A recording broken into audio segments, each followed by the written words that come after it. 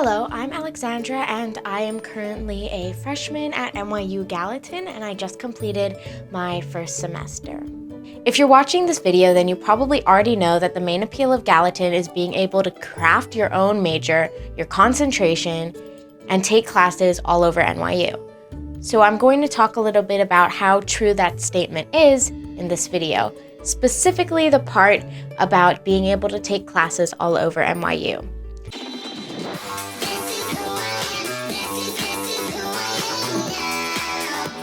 Now bear in mind that I have just completed my first semester at NYU, so I'm only a semester in. I could get things wrong. So bear with me on that.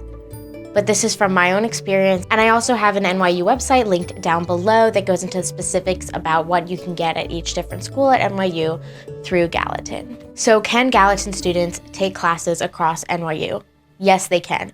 Are Gallatin students the only students that can take classes across NYU? No, they're not. Gallatin students have access to classes all over NYU and they can take those courses and incorporate them into their majors. Students at CAS can take classes in other schools in the form of a minor.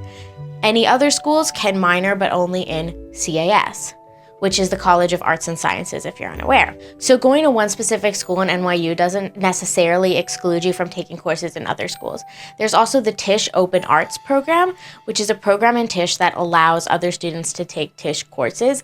And I don't know the details of this program, but I'm sure that there are plenty of websites online where you can find a bunch of details, and I will go and look for those and link those down below if you want to know more specifically about the Tisch Open Arts program. But again, I don't know much about courses and what you can take from other schools because I do go to Gallatin. But I just wanted to include that Gallatin isn't the only school that can necessarily take courses outside of their program or their school. Now, when it comes to Gallatin and Tisch, Gallatin students can take classes in the Tisch Open Arts program, but not all Tisch courses. If it's in the Open Arts program, it's guaranteed as a Gallatin student that you can definitely take that class. So if you're looking through classes, you don't need to worry about that. When it comes to the other parts of the Tisch Open Arts program, it's not necessarily guaranteed.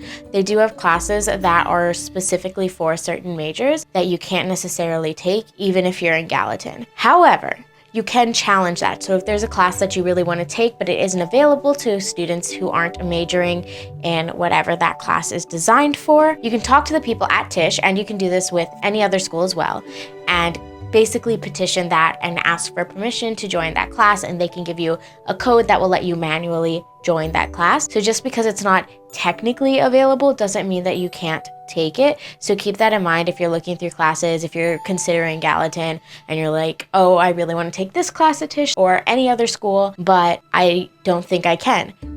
You may be able to. One school that this is only sort of true with, though, is Stern. You can take Stern courses, but you cannot take any Stern courses until you are a sophomore.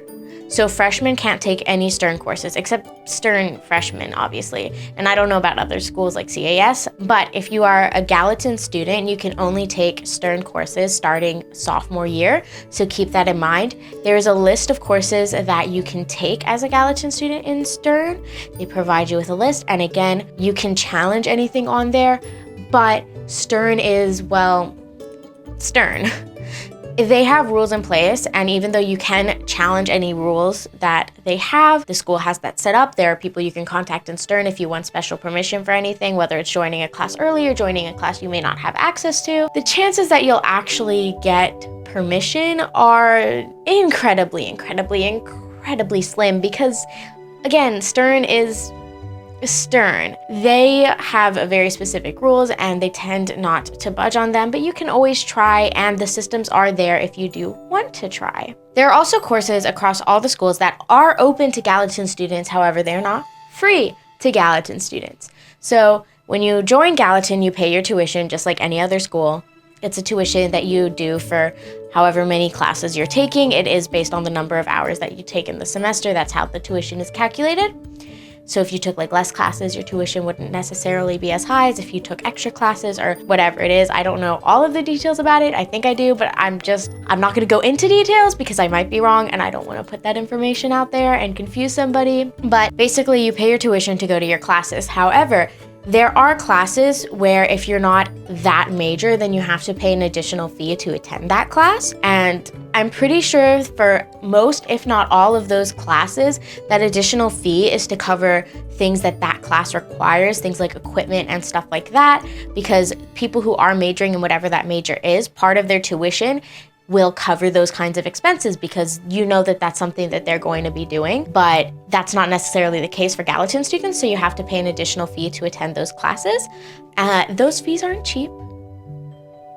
I was looking at a class and I decided not to take it because of that fee. I don't remember exactly what that fee is, but it is an additional fee that you pay alongside your tuition. So keep that in mind, that while you may have access to these courses, if finances is something that you're struggling with, or you don't want to spend any extra money for whatever reason, then you may not have access to all of the courses that it may seem like you have access to. There's also the School of Professional Studies, which is another school at NYU. Most schools have majors that tend to be focused on certain career paths, but aren't necessarily super specific. Like you could be a biology major, but that doesn't necessarily mean that you're going to be a doctor. Like there are other things that you can do. It doesn't necessarily dictate a career. The School of Professional Studies tends to be a lot more centered around a specific. Now, when it comes to Gallatin students and SPS, there are a few things that SPS teaches that Gallatin will allow you to take and get credit for, but most of the courses you can't get credit for it, even if you can take it, and Gallatin really doesn't want you to take those courses, but you can take it if you really want to. You can go and get permission and take those courses, but you won't necessarily get credit for them.